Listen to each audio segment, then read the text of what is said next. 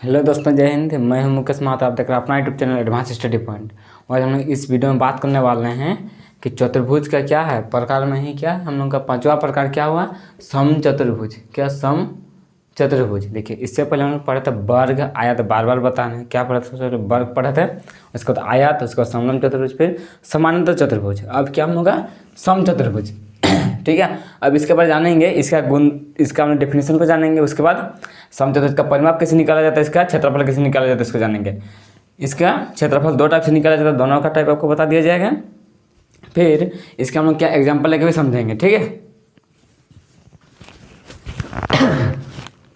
लेकिन देर ना करते सीधे टॉपिक में हम लोग आते हैं।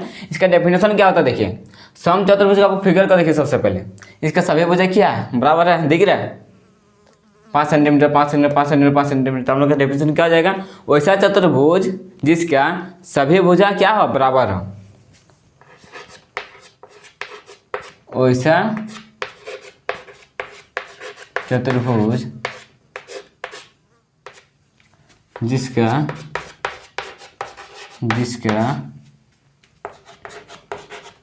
सभी भुजाएं बराबर हो। ठीक है, तथा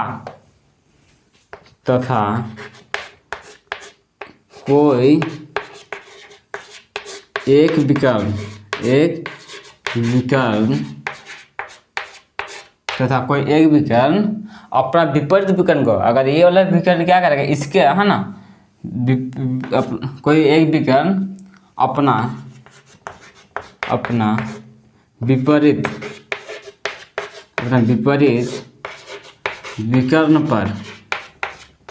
विकर्ण पर क्या करता है, लंब समद्विभाजित करता है।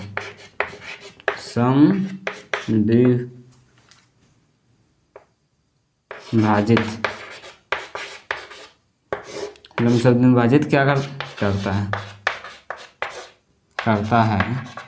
समचतुर्भुज कहलाता है। समचतुर्भुज कहलाता है। ठीक है, इसका डेफिनेशन करना पड़ता है हम लोग, वैसा चतुर्भुज जिसका सभी भुजा बराबर हो। सभी भुजा बराबर हो, A B, B C, C D, A D सब बराबर है। फिर क्या है, तथा एक विकर्ण, कोई भी एक विकर्ण ए सी या फिर बी डी, कोई एक विकर्ण अपना विपरीत विकर्ण, अगर ए सी लेंगे तो इसका विपरीत क्या होगा, बी डी होगा, या फिर बी डी लेंगे तो इसका विपरीत क्या हो जाएगा, ए सी होगा। विपरीत विकर्ण पर क्या करता है, लंब समद्विभाजित। लंब मतलब 90 डिग्री में क्या करता है, उसको दो बराबर भाग में क्या करता है, बांटता है। क्यों क्या बोलते हैं हम लोग, लंब समद्विभाजित करता है। क्या कहलाता है, समचतुर्भुज कहलाता है। डेफिनेशन का अपना नोट कर लीजिए।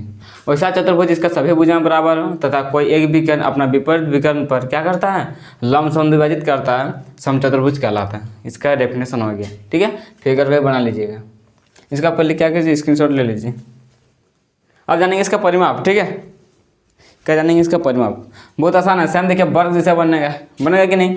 समानांतर चतुर्भुज किसके से हुआ, आयत का परिमाप जैसे है, और वर्ग का परिमाप जैसे किसका हो जाएगा, इस समचतुर्भुज का हो जाएगा। क्यों होगा, देखिए वर्ग का भी सभी भुजा बराबर होता है, उसी प्रकार क्या समचतुर्भुज का भी सभी भुजा बराबर है। सेम उसी का फॉर्मूला लग जाएगा, 4 × भुजा।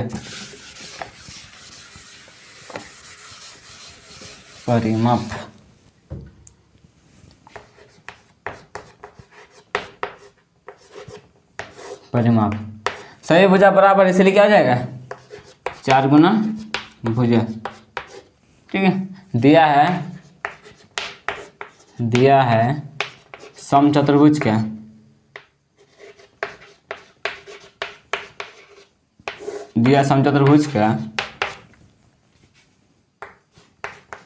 एक भुजा कितना, 5 सेंटीमीटर।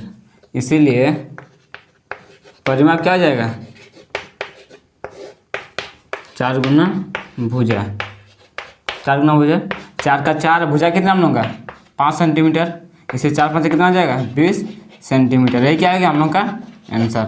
कोई दिक्कत, सेम वर्ग का परिमाप जैसा हो जाएगा समचतुर्भुज का परिमाप, बस इसका क्षेत्रफल में 10 अंतर होगा। वो भी समझ में आ जाएगा, बस उसको ध्यान से देखिएगा। ठीक है, आप खुद से इस सबको अलग कर सकते हो, 5 की जगह 10, 20, 25 कुछ भी लिख लीजिए, फिर उसका आप लोग खुद ट्राई कीजिए। अब देखते हैं क्या इसका क्षेत्रफल, समचतुर्भुज का क्षेत्रफल। और दो वीडियो में और एक वीडियो में हम लोग का क्या चतुर्भुज खत्म हो जाएगा। बेसिक ये सब क्या सीख रहे हैं हम लोग, बेसिक सीख रहे हैं, क्षेत्रफल। अभी देखेंगे हम लोग समचतुर्भुज का क्षेत्रफल। ठीक है, समचतुर्भुज का क्षेत्रफल दो प्रकार से निकाल सकते हैं। एक क्या है, अगर दिया हुआ रहेगा समचतुर्भुज का क्या आधार और ऊंचाई। ठीक है, आधार मतलब क्या, आधार तो उसके साथ समान हो जाएगा, कोई भी भुजा समान हो जाएगा, उसका आधार तो किधरों से लेंगे तो उसका क्या हो जाएगा, आधार हो जाएगा। ऊंचाई क्या होगा, कोई भी दो भुजा के बीच की दूरी, मतलब आमने सामने के भुजा के बीच की दूरी को क्या बोलेंगे हम लोग, क्या उसका ऊंचाई। अगर ऊंचाई दिया हुआ रहेगा तो उसका क्षेत्रफल क्या होगा, आधार गुना ऊंचाई। क्या होगा उसका क्षेत्रफल, आधार गुना ऊंचाई, आधार गुना ऊंचाई। ठीक है, यदि क्या हो, आधार तो दिया रहेगा ना, यदि ऊंचाई दिया हो।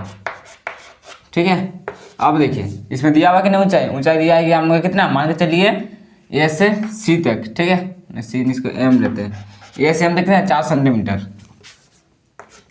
दिया है।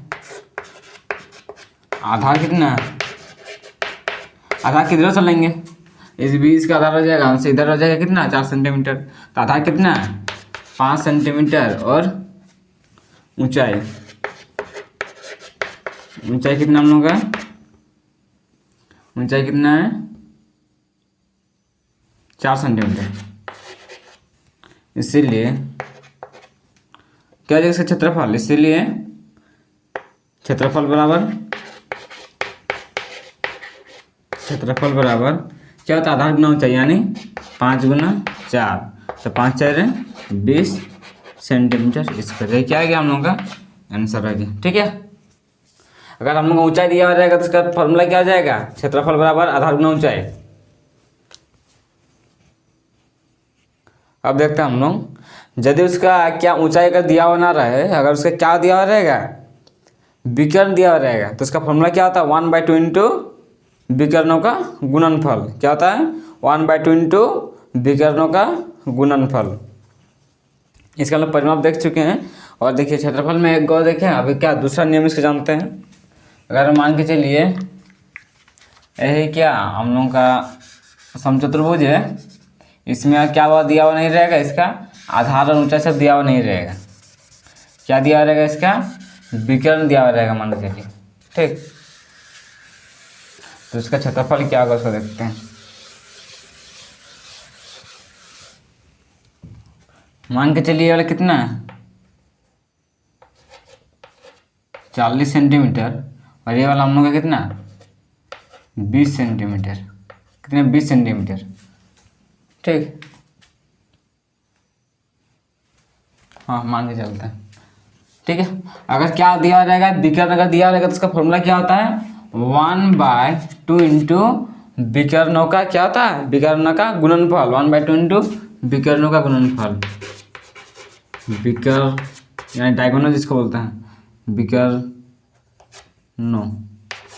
विकर्णों का गुणनफल, विकर्णों का गुणनफल। ठीक है, अब सीधे हम लोग देखते हैं क्वेश्चन। देखो हम लोग का दिया गया हुआ फिगर में क्या विकर्ण दिया गया है, दिया है D1, विकर्णों को D1 D2 मानते हैं, D1 बड़ा को मानते हैं। D1 कितना है, D1 40 सेंटीमीटर और D2 हम लोग का कितना 20 सेंटीमीटर। इसीलिए एरिया या भी क्षेत्रफल, इसीलिए क्षेत्रफल बड़ा क्या होता है 1/2 इंटू विकर्णों का गुणनफल, यानी 40 गुना 20,